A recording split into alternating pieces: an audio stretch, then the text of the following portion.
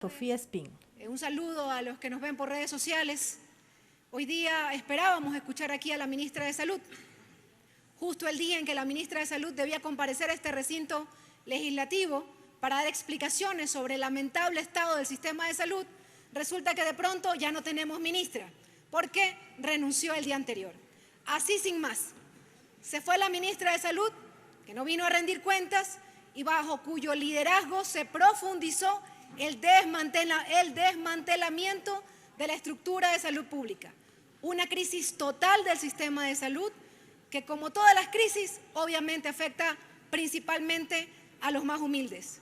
Y hoy, dolorosamente, hemos conocido, por las preguntas que hacía el asambleísta Lloret, que esta ministra fue encubierta por algunos asambleístas y por la mesa de salud. Que nunca más pase eso, que nunca más pase eso, que nunca más autoridades encubran ministros que tienen tan baja gestión. Nos seguimos preguntando de qué sirvió el estado de emergencia declarado en 135 hospitales públicos entre agosto y octubre del año pasado. Si de los 123 tipos de medicamentos que necesitaban con carácter de urgente para atender las más variadas dolencias, solo se adjudicaron 42. ¿Qué pasó con los otros 81 fármacos que faltaban? Nadie dio respuestas el día de hoy. Perdió, sin embargo, la oportunidad la señora Garzón de decir aquí con absoluta claridad lo que señala el informe técnico de la propia cartera de Estado que ella encabezó para justificar las causas del desabastecimiento. Y cito literalmente: la limitada asignación presupuestaria para la compra de medicamentos y dispositivos médicos. Lo mismo que ha dicho el exministro saliente de Transporte y Obras Públicas, el señor Cabrera. Lo mismo que ha dicho también el exministro Cueva, porque jamás, y lo aceptó el día de hoy, porque jamás volvió el presupuesto de salud que dejó la revolución ciudadana para el pueblo ecuatoriano. Hoy en día, el desabastecimiento de fármacos e insumos médicos es total. La crisis ya no solamente de los hospitales, de la red del IES, de la red del MSP, sino que también hay desabastecimiento en los centros rurales de salud a nivel nacional. Hablamos de más de 1.500 establecimientos y centros públicos que carecen de fármacos para el tratamiento de cáncer, hipertensión, diabetes, entre otras enfermedades.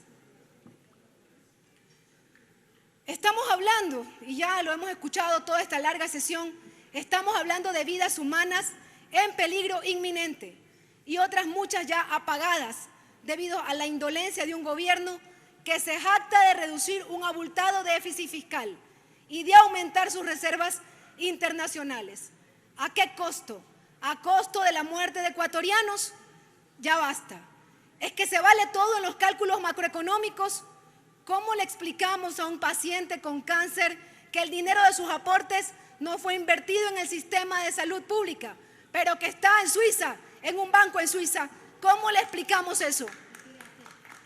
¿Qué le decimos a los padres de los pacientes con discapacidad o con enfermedades catastróficas? Lo siento, es que sus medicinas son caras. Ya basta de tanta indolencia.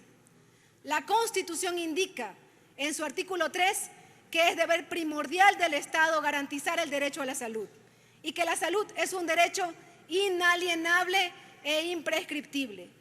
Asimismo, el artículo 363.7 de la Constitución señala que el Estado es el responsable de garantizar la disponibilidad de medicamentos, haciendo hincapié en que la adquisición de insumos para la salud pública prevalecerá por sobre cualquier criterio económico.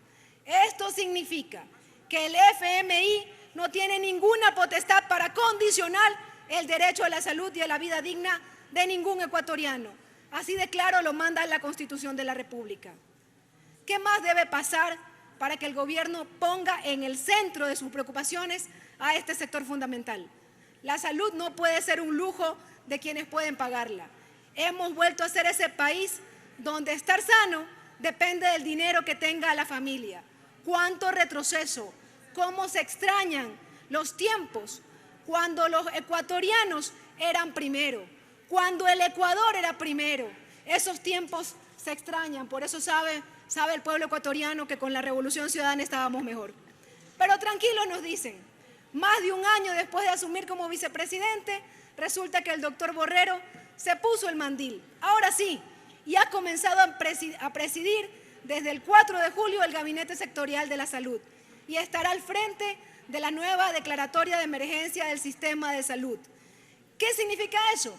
Que nos están diciendo que también este año era un tiempo borrador, así como el decreto 455. Basta, necesitamos compromisos reales en plazos reales. No sirven más las declaraciones que vamos a hacer, que van a hacer, que estamos a punto de hacer, pero el caso es que nunca han hecho nada y no hacen nada. Necesitamos respuestas y acciones ya. Y nosotros exigimos medidas concretas. La implementación del famoso plan de externalización de farmacias para que los pacientes puedan retirar sus fármacos en farmacias particulares. Pero no solamente para las farmacias que son amigos del gobierno de turno, que todas las farmacias participen. Necesitamos la compra inmediata de los medicamentos para el tratamiento de personas con discapacidad y con enfermedades catastróficas, raras y huérfanas. Frenar las desvinculaciones y despidos masivos del personal de salud, tanto del IES como del MSP, cumpliendo la sentencia de la Corte Constitucional.